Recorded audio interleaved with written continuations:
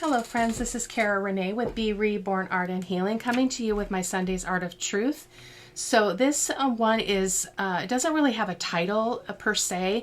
I am using a quote which says, I'm just reaching for it. I printed it on tissue paper, so I like to get it off my desk surface so I don't get anything on it. It says, "Through the eyes of a child, you will see the world as it should be."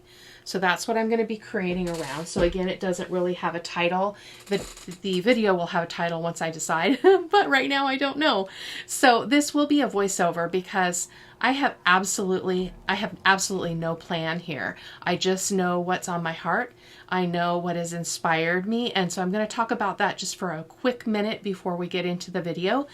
So as you guys know, if you've been following me at all, I reunited with my sister my oldest sister after 30 years or so of being virtually apart. So we have met a couple of times in restaurants and had a great visit, and it's going very, very well. And I feel so blessed and so grateful. Today I had her into my home, which was really different, and I was a little apprehensive. My home is a very safe place for me, and so I was a little bit anxious and just working through that stuff and praying about stuff. And it was a beautiful day. It was such a gift. But she was sharing with me how there's a lot of issues with the family, and so the sisters are not together. So all of us are not together. There's 4 of us, and we're not together. So it's really painful. And she keeps telling me that when she sees us sisters, she sees us as little children, as we used to be. And so that got me thinking about this project and about what's happening, what happens in our hearts, kind of when we surrender to the uncomfortable, when we surrender to what is scary and risky and all of those things, not knowing if we're going to be accepted and received and all of that. And children just believe. Children are so, if they are trauma free, right? If they have not been violated, if they have not been broken, they are very trusting, and they're very resilient, and they're very hopeful. And so I really appreciated the quote when I read it that said, "Through the eyes of a child, you will see the world as it should be." And so that, again, is what I'm going to be creating around. So I won't be talking through the video because I really need to move with my heart through this project. So I hope that you'll enjoy it. I will do a voiceover when I am done. So here we go. So just going to share the supplies that I'll be using today in the project. I will be using gesso to prep the surface of the paper. I'm also going to be using these Dina Wakley paints. They will be listed in the supply list over on my blog, and the link to the blog is in the description box. I'm using this beautiful image from Mrs. Cog's Crafts. It's a digital. I have used it before. I absolutely adore it. I will be using this, that dot stencil. I did not end up using this Crafters Workshop stencil. I was trying to look there and see if I could find the name, but I didn't. But I didn't end up using it. It's a gorgeous stencil, but I did not use it. This one is an alphabet stamp. I believe it's from Ranger. I did glue 2 pages together just to create a little bit more stability to the page. And here I'm going to go ahead and apply gesso. And I'm doing it really rough. It doesn't have to be a smooth finish. I just really want a great base for this page, because usually when I'm creating mixed media, I don't exactly know what mediums I'm going to end up using, because often I'll pick supplies and then I will bring other supplies in just as the inspiration kind of directs me. So I'm going to prep this page really well so that it will be able to receive all those mediums without bleeding through or any of that kind of thing. So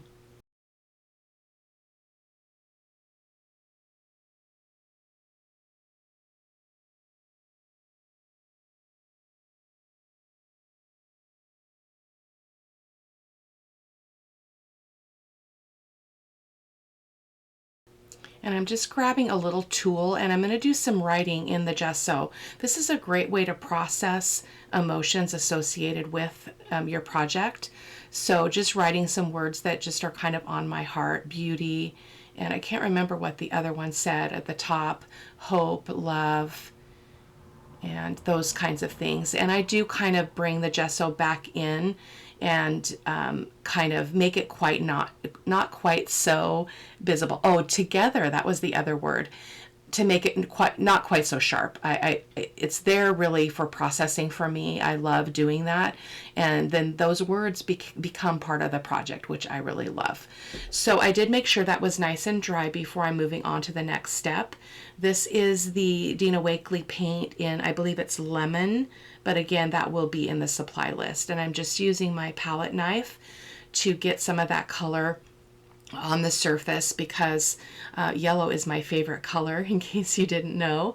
It always reminds me of being a child. It reminds me of sunshine and play and joy and hope and all of those things. So I really wanted it to be part of this project, as well as it ties into the focal image really well. So I'm just using my palette knife again there. I will be coming in with, I believe it was the peacock color next. And I don't dry in between, because I don't mind if those blend a little bit, because when green or yellow and a bluish tone color mix, they create a different tone of green, which can be really lovely. So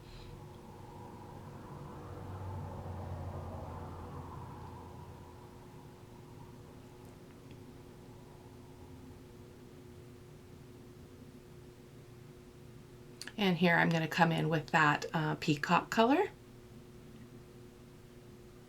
Just getting my knife clean. I don't want to necessarily start with a mix of color on the palette knife. So this is the first time I've used my Dina Wakley paints. I just don't, they're in a drawer behind me, and I just forget about them, which is really a shame, but I'm really trying to try different things and play around a little bit. So you can see there in the upper left hand corner, we did already get some green tone, which I love. And I love doing acrylics wet into wet, and letting those they're called, I call them color friends. So when colors mix, well, not color friends, I guess. I'm losing my thinking on this. So when you mix yellow and blue, you get green. So they are opposites on the color wheel, versus different shades of pink or different shades of red, or red and pink mixed together. Those are called color friends.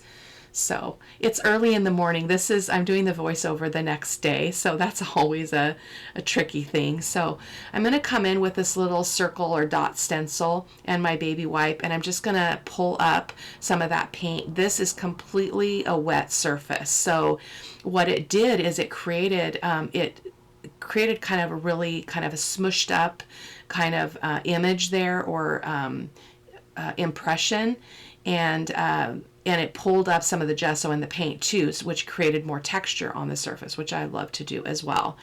This is the first time I've used this stamp, and my grandson Tanner actually got it for me. I think it was for Christmas one year. There was a little pack of stencils, so that's really fun. But I have a lot of supplies, so sometimes they get lost in the mix of other things. So I thought it worked really well on this project. So I did kind of wipe it off in between, making sure that I wasn't transferring a lot of gunk from the bottom of the stencil onto the page again. So had I waited until this was dry and used some alcohol or something, I would have gotten a completely different result. So if you're wanting to try this, just play around, see what you like, because you're going to get different results depending on the technique.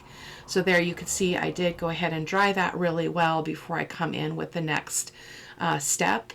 I did order these shop towels from Amazon because they're very absorbent, and they're not as important in this project as they might be in another one, but I just pulled that out and using it to kind of dab up some of that wet medium that's still on the surface. And here is a close-up of those dots. I love it. Just subtle enough to create some interest. And I'm going to also use some crackle paint here, and I'm going to be really I'm going to use it sparingly because I don't want it to overtake the page. Often when I use crackle paint, because I love it so much, it does tend to take over. So you're going to see here how little I am actually applying. And what I love about this is that it creates the cracks as a layer on the page. And if you've watched me before, you know that those layers really have a lot of meaning for me, and they do in this story as well, in this inspiration, which you can again read over on the blog at B.Rebornart.com. But the link will also be in the video description if you want to read the inspiration. So just showing you some close-ups of that crackle paint. Just some really subtle crackle, because I didn't go super thick on the crackle paint in all of the spots that I used it. So really beautiful, and that is nice and dry. Now I'm going to come in with my Ranger Black Archival ink and my makeup brush to apply some stenciling using that alphabet stencil that I showed you in the beginning. Just trying to rearrange things a little bit so you can see my ink pad as well as the page. So I really wanted the alphabets in here, the alphabet stamp in here because, or stencil rather, because again, the alphabet reminds me of children. Like, it reminds me of those early days of learning, and I always think of children when I see the alphabet stamps or stencils. Goodness gracious. Maybe I need some more coffee this morning. So I'm just moving around the page here and applying that stencil just wherever it looks like it would fit, while not doing too much as well. So.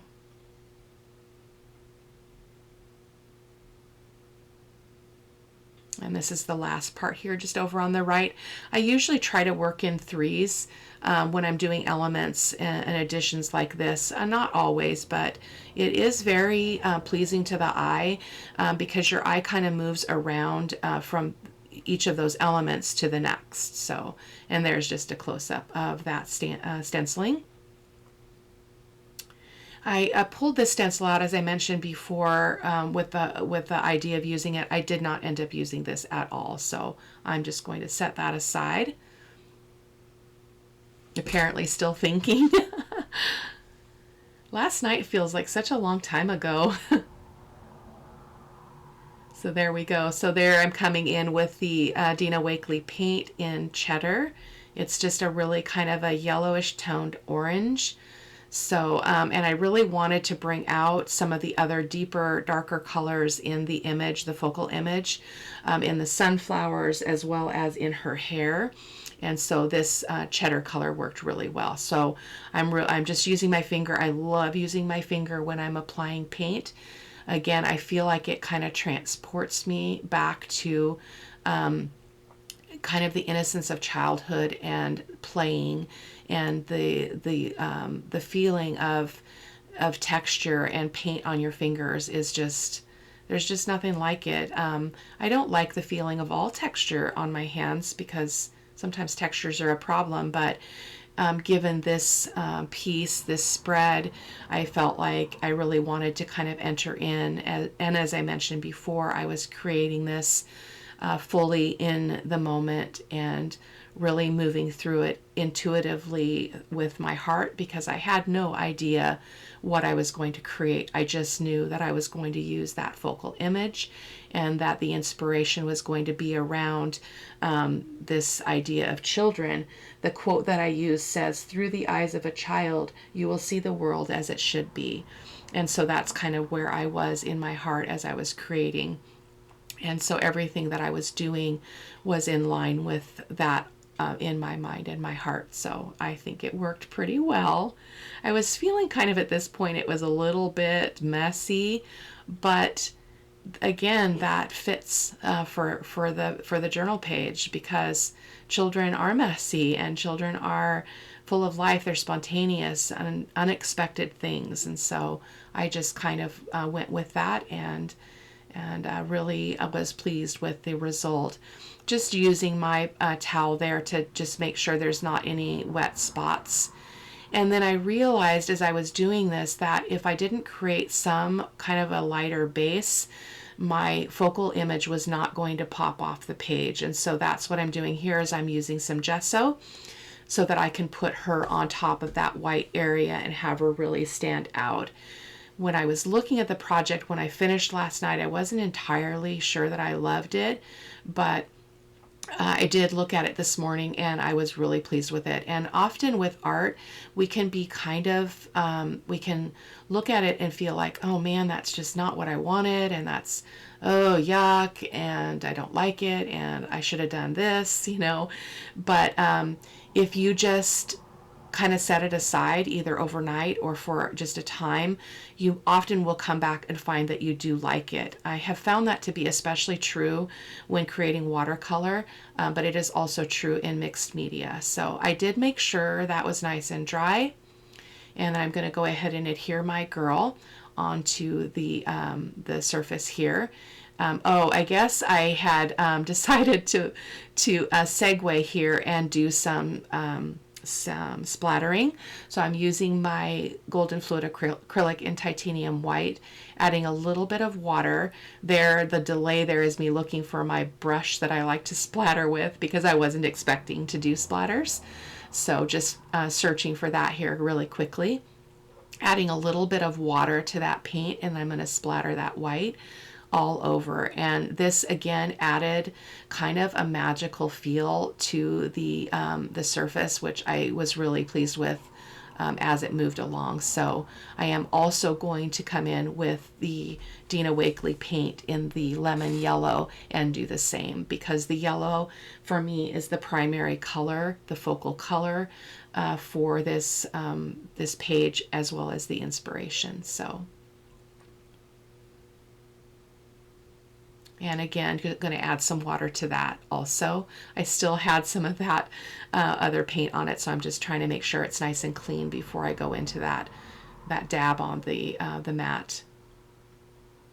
And again, just sprinkling just the same as I did with the white all over, even though on that white block it's not going to show. Again, I always do that because I never know what I'm going to do with the project, and I didn't know what I was really going to end up with. So they're making sure that's nice and dry again. And then I realized again, as a secondary thought, that in doing this I had no place for my sentiment. So just showing you a close-up there. Sorry guys. So I decided, I went and pulled a piece of white paper. It's a really absorbent paper, almost like it's made out of cotton, because I thought, wow, I need a place to put my sentiment that's not going to get lost in the background. So I pulled out that paper, and I'm going to adhere the sentiment onto it, and then I'll tear it down. I did print that on tissue paper. I can't remember if I mentioned that in the beginning of the video. You know, if I had known that I was going to put it on paper, I would have just printed it on paper, but I didn't know. So again, often there's an improvising that happens, especially in mixed media, in my opinion. So I'm just adhering that again with my matte medium, using lots of matte medium so that it really becomes kind of one with the paper. I did have a lot of wrinkles, and I think that the reason why is because as soon as that wet medium hit that paper, it began to absorb it. So I do have a lot of wrinkles, but I love the wrinkles, especially when I'm using tissue paper. It creates a lot of interest in that bit, so I didn't mind that. Giving this a really good dry, and then I'm going to go ahead and use my tear ruler to tear it down because I want that really rough edge.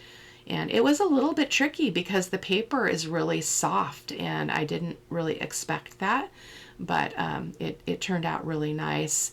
I had thought about putting the focal image also on some white paper, but I did change my mind and did not do that.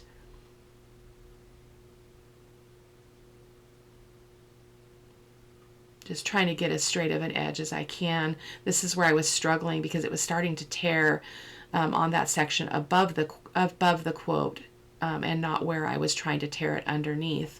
But again, it lined up fine because I still needed to tear that edge. So